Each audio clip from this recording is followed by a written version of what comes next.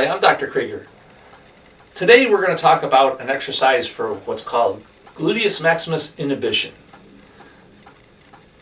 Sometimes our body, through the nervous system, goes into inhibition of muscles. An example of that would be that your body detects if you contract too hard, it's going to cause a muscle to tear.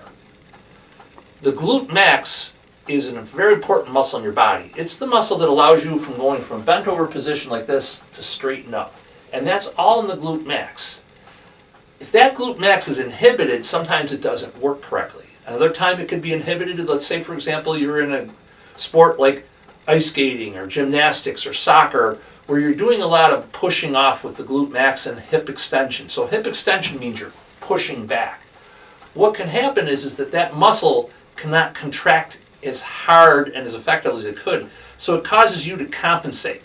So another muscle has to kick in. For example, sometimes it can be your hamstring. So what we're going to do is we're going to show you how we treat inhibition.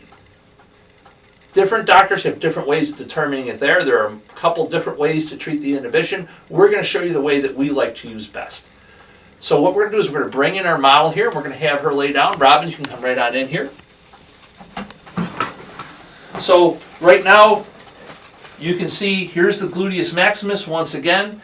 What we're going to do is the first thing we have to do is signal the cerebellum, which is in control of making sure muscles work correctly as far as in rhythmic motion so that we don't have to memorize them, so you don't have to remember to walk every time. So it's all preset in there. So we want to notify the cerebellum that there may be a problem. So what we're going to do is we're going to have Robin bend her knee to 90 degrees here. And what she's going to do is she's going to push up 10 times. Okay? We're going to pretend we've done 10 times there. Now we're going to go to do the same thing on the other leg.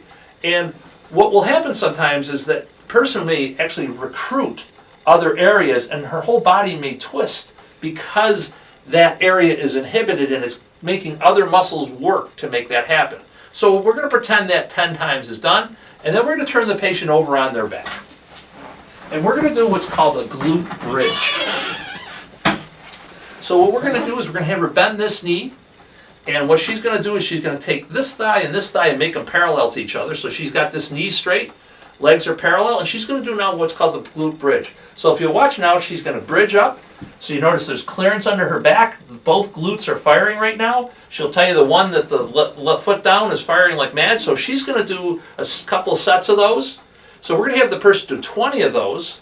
Now we're going to have her switch sides so you can see what the other side looks like. And you can notice here, she's cheating a little bit. She's letting the legs not stay parallel. We just want to do that so that we stay formed and we don't get an asymmetry where she's twisting or turning like this. So we're going to make sure that when she comes up, both those legs are parallel. Okay? And we're going to have her put her legs back down now. So that's what we do to help with that glute inhibition. And what we're going to do is we do 10 reps where you're laying on your stomach, each leg, right leg, left leg. Then you turn over and you do these glute bridges.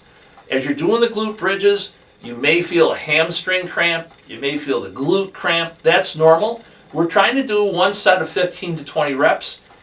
If you are involved in exercises, you want to go to the gym and do squats, or you're going to do something where you're skating, or you're going to do a gymnastics, or any of those sports, or anything where you have to do a lot of jumping, basketball, volleyball, you'll want to do this beforehand as a part of your warm-up.